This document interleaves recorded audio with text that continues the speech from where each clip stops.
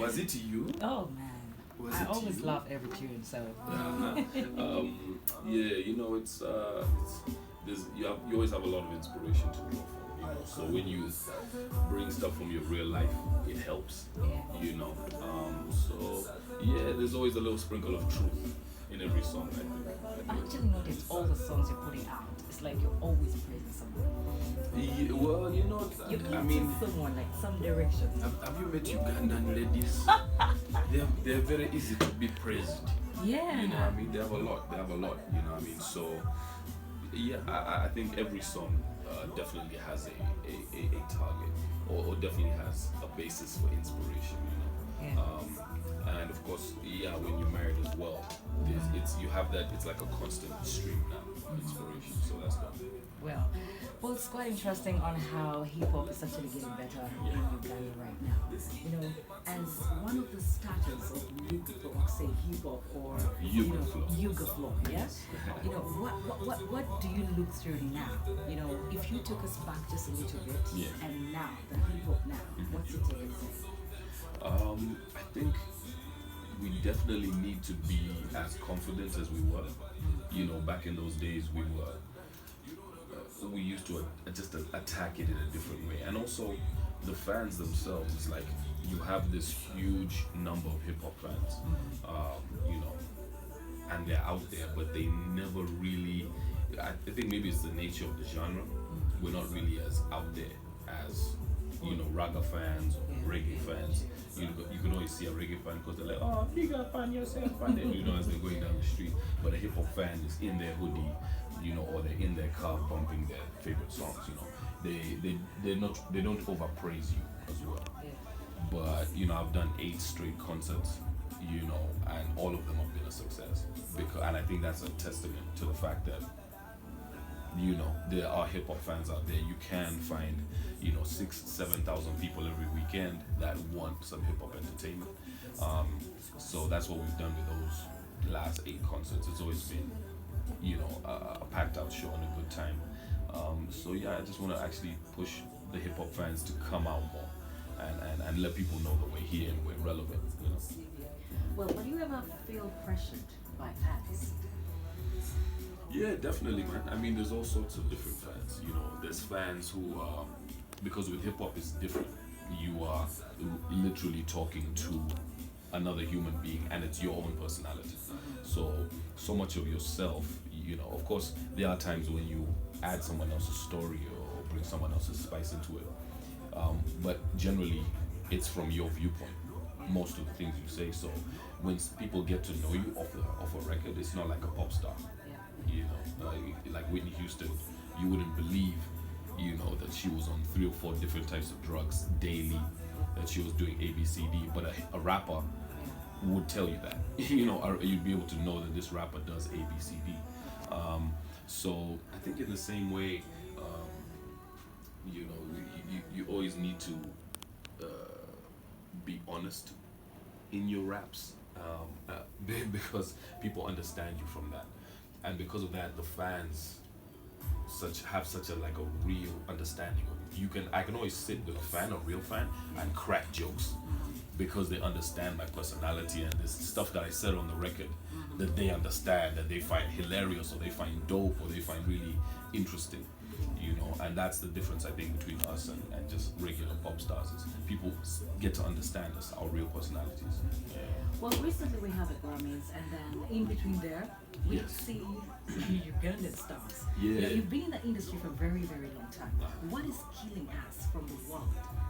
Because at least, because recently we actually also had the Mamas was supposed to happen, but Yes. then in between there, we didn't see any hip hop star jumping through. Right? Yeah. So what is killing? I think literally you have a few gatekeepers who have what their understanding of the industry is, and they've refused to accept that when they see a Fik Fameka or a Navio or a Fefe Busi, when they see us hit that stadium and the fans go crazy, in their minds they refuse to accept that. 1. 2, they refuse to accept that hip hop can be Uganda. Because a lot of times these guys will do Uganda over raga beats, and they, in their minds, they're like, yeah, this is Uganda music. No, honey, this is Jamaican music, yet you're doing Luganda over. So I'm like, it's now a universal, you know what I mean? We're now all interconnected. Let these Luga kids do their Luga flow, Yuga flow over hip hop beats and still consider it Ugandan music. There's no, people will sometimes be like, yeah, but we need you to get some Ugandan flavor. I'm like, what do you mean by Ugandan flavor? Boom, ba, boom, ba, beep, beep, beep, beep, beep, boom, ba, ba, boom. I'm like, boss, that's the Jogereza is Ugandan flavor. You know what I mean? You have to go to, like a downtown show to really find that flavor that's like Ugandan music, you know. But as soon as you give me that boom, bam, bam, boom, we really love it. But we need to admit to ourselves, bro, that's not Ugandan music. You know what I mean? Yeah. Well, let's take it back to Clipper, just for a bit. Yes. The beginning. The group. The memories. Man. Yeah. What was your favorite? If you just took it back just a little bit to the time when you're starting, this Wow. entire thing. Favorite memory? Yes. Going to the Kora Awards, I think, has to be the highlight. Just some 14, 15-year-old kids getting flown first class, to an award show in South Africa, staying at the best hotels, and we're there for most promising. So we're there for most promising group. And then we have also got considered for Revelation of the Year, like the group that just changed the year in Africa, so we're up for those two awards. And I was really, it's crazy for 14-year-old kids, man. I don't think people really understand. You need to look at your reunion. of course we have to. Come back. We have to. It's a brotherhood, like I always tell people, it's a legacy, it's a brotherhood. So for us, we're always connected. It's not just like, oh, the group is not doing ABCD, we're no longer, we don't need to see each other, like other pop bands. Yeah. For us, we're brothers. I mean, these people, we all know each other. They're godfathers to my kids. It's real friendship. So yeah, you're always bound to see us connecting again, definitely. This year. This year. Boys, have you had this year? I can't wait. We can't wait for that one. I think, most times people say, okay, Navio's music is amazing, we love Navio's music. But I think probably what's pushing him there is because of where he's from. Absolutely. Absolutely. Do you ever feel probably they're attacking you because of that? Or in which way? Like, they can say, oh, the Rwanda boy, the posh boy, the rich oh yeah, oh wow, yeah. Well, it's kind of weird for me because people have known me for kind of being real, so whether it's like friendships that I forged with,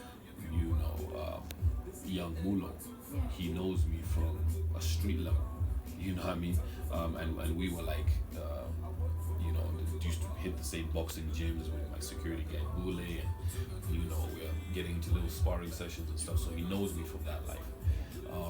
And he used to see me show up, walking on a boat or whatever. There was no Benzes back then. I bought my first car when I was 25. I think I've always been not just a humble cat, but I just didn't have access to those things. But I think because of the idea and the branding and what we brought across, people are like, oh, you guys have always had it easy. But anyone knows, to a doctor who's out of work, when your husband dies, raising 3 kids plus having another 5 to take care of from your brother who passed away, that's not easy for a woman in Uganda, and that's what my mom went through. So I can never say that I was a baller growing up. I can never say that there was crazy budget. I can say that we started a group at 14 years old, and we were getting paid from doing work. And that is what we've used to fuel our lifestyles, parents were always supportive, thank God for that, but they said you gotta go finish school too. So we actually went ahead and did that. They said that when they said I've made it because of that, it's kind of tricky, especially when you take my music to a Freema Awards and I'm nominated in Best Male Artist, Best Song, Best Video. I'm looking left, I see Wizkid, Davido, in all of those categories. You can't say it's because of money or not money. Davido came in, that is coming in with money. You know what I mean? If you're coming in $500K, $1 million to put in your career, that is coming in with money. Navio battling at DV8 with Clear Cut so that I could score a free album with D&D. That's hustling. You know what I mean? So yeah, they should never put me in that league. Okay, still about Memoryland. I remember days when you and GNL pretty close, yeah. Yes. But then in We're between still them, close. fans are saying there's some beef in between them. Yeah, apparently. yeah. So can we just clear the air, just for a bit? But I didn't want to talk about it again after last night. But since it's you, we'll just settle the air. I think a misquote happened. So listen to this quote, for example. Me and GNL have always been cool. I've always just seen, anything that's happened between us as friendly competition. Mad respect for the kid and whatnot, and that's why, back in the day, I actually helped him out with a couple of videos and some other personal stuff too in his life, just to get him on the right track. Is there anything wrong with that comment? No. Okay. But when someone adds the words, so he should calm down, that's what somebody added. You know what I mean? And now apparently he doesn't like that, so he's going around saying that he wrote in Galo, and he wrote Bubumu, and he wrote Saluni. I don't know, but when you have 1,000 words in a song, and you wrote Uri Chisera, when you wrote 3 words in Saluni, Uri Chisera, Washington was there too, and Mesa Semakula were in studio too. Yeah. They had lines and stuff that they contributed to Saluni. I think this one said, Sawa you now something. Message through that. So okay. So guys wrote 3 words on a song that has 1,000 words. Thank you for that. Bugumu, I was asked to put him on songs. Myth was like, yo, this guy's coming through the studio. Me and Washington had finished our session. Bugumu, I said Anya later, but I told him, okay, you just say it in the video. Yeah. But that's my voice. You hear it on the song when you play. Sure. Anya later. So I also gave him a slogan, which took him for 10 years. You know what I mean? That he adopted and used. And then he did his own bit for what did he say? He talked about Wembale, he said like 7 words there. Again, 1,000 words in the song, and you have your 7 words. No, apparently he was saying that, because at that time he could not speak Luganda. I can't speak Luganda now. No, listen, he should never take credit for people's songs. Ingalo was done with Ethan. He was nowhere to be found. I hadn't met the kid by then. Bogumu was done with Message. Semakula and Washington would be my witnesses. They were there. He came in after we'd already finished the song and the chorus, and I'd done my verses, as well as Saluni. And those are mostly in English, man. So he picked the wrong songs to demonstrate. Okay. The person who has written for me is Unique. Okay. Unique helped me with Jogereza. My other boy as well helped me with Tumunonia. Those are people who can talk about writing for me. But in terms of concepts and stuff, he was nowhere near those songs. He's just trying to get those legacy joints. Yeah, but best of luck to him. I mean, to basically finish off that issue, no one should. I think it's really dangerous when an artist loses perspective of where they came from. You know what I mean? For me, Steve Jean gave me a song that made me blow up. Those nights at DV8 made me get a free album from D&D. We had a partnership, and they gave us a free album. If they say that on radio or TV, I'll never get offended by that, because that's people helping you. But when you start getting that thing like you just fell out the sky, and you just became who you are, you lose sight of all of those people who helped you along the way. If I take resources that I could be putting towards my kids, that I could be putting towards my own career, and I take that and I give it to you to use for your stuff, respect that. Respect that. Someone's taking their own resources to build up your career. You know what I mean? I'm like, just respect that, bro, and leave it as it is. Or call me if you get finished, you know what I mean? You got my number, call me, bro. Okay, let's just take a short break, and let's check out one of the favorite songs hitting the airwaves of Awesome Title Radio, and this song is called Hip Hop Team.